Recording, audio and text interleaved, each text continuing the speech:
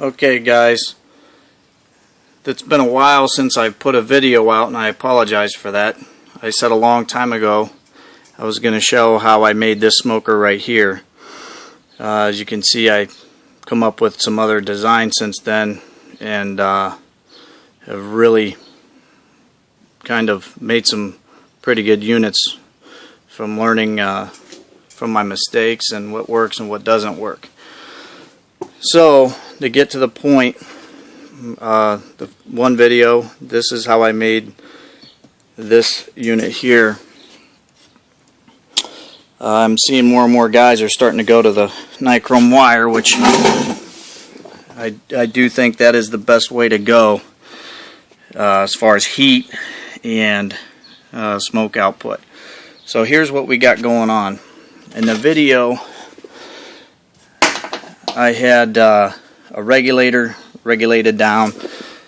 At the time I didn't have a great gauge, but you know, I was trying to go for about almost a PSI, and then I just had your basic Harbor Freight flow control here. Now what I got going on here is when it comes into the can,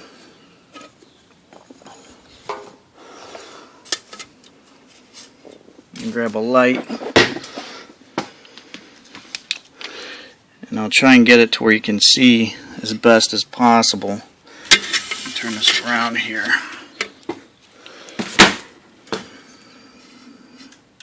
So it comes into the can, and I just kind of call this an air bar. And you can see down there the holes. Well, hopefully you can see. And in this particular one I have 6 holes. And I want to say those ones were around 40 some thou. I'd have to ping gauge it to be for sure, but and the key is that I found anyway I have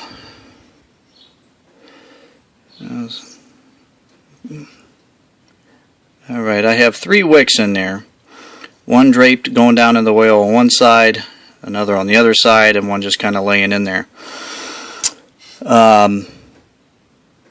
And I want to say that nichrome wire there ohmed out to where it was around 5 amps. So using ohms, I can't remember what it was. It was like maybe 1.9, something like that. And just in case some guys aren't familiar from some of the other videos, that wire is not in the oil. It's suspended between this binding post and this binding post. Now the difference that I think what made with mine as opposed to some other people's is most people are just bringing in air into the top of the can and then they're pulling the smoke out. I think you're going to get a lot better results if you can introduce the air and blow it at the wick itself.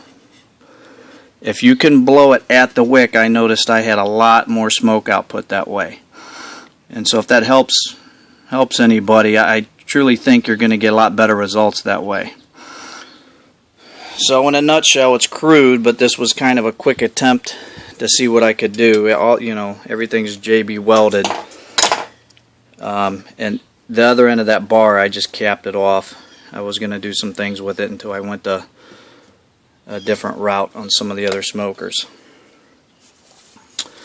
And then this one here is pretty much the same process going on here, just a little different. I was trying to make it a little nicer, but binding post, again this is tubing,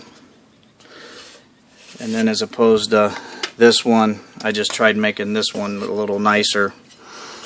A bell reducer there, and as you can see, this one here I went a little different. I went a little larger on the holes, but I haven't used this one yet because I ended up going farther extreme. But so you can see the wicks are just laying in there.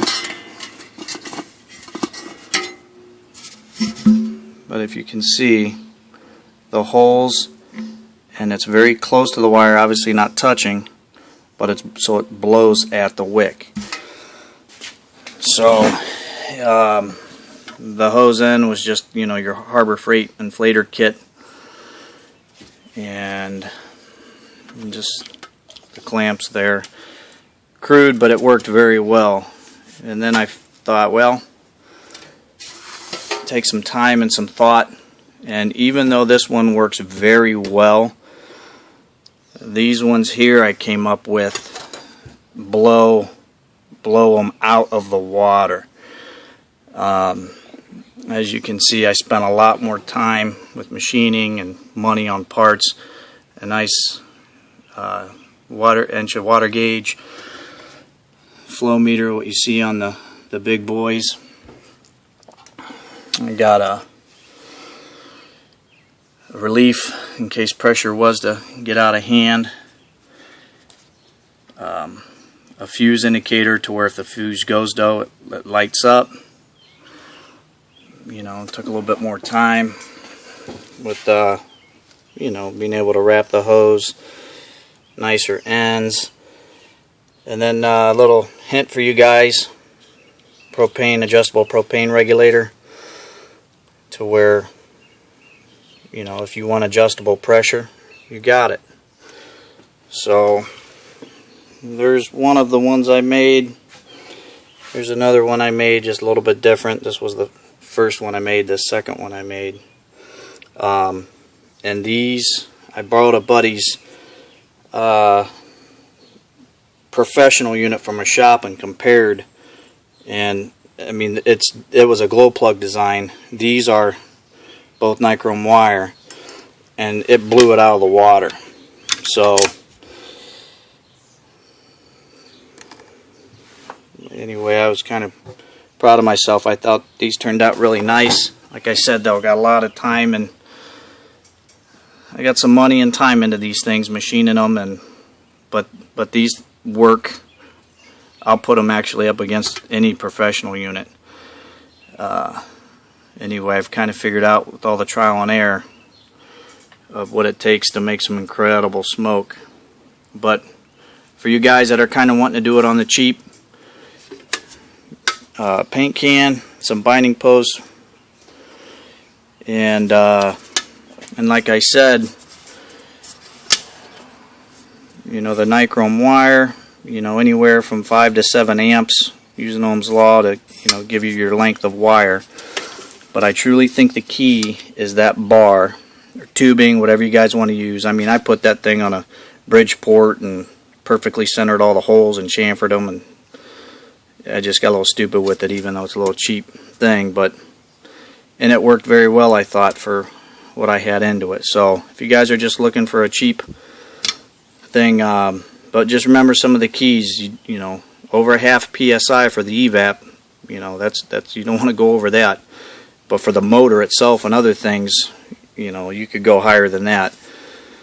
The next one I'm making, I'm going to have actual adjustable pressure, and the knob will be right here on the can, and I don't think there's a one you can buy that has actual adjustable pressure on it. So that'll be the next one I build, or I'm making now, and it'll look really nice. So anyway, I apologize for such a late video. You guys had asked before, and just everybody knows things pop up and unexpectedly. So hopefully this helps you guys out who've been wondering. I truly think that's the key, is hitting the wick with air. Just don't stir it in the can. Try and hit the wick with the air very close. Don't get crazy with the holes, because you want to keep the velocity going. So anyway, I hope this helps. If anybody has any questions or anything like that, I'll do my best to respond as quick as I can. So in a nutshell, those are some of the smokers I made, and I hope it helps anybody out who's wanting to make their own.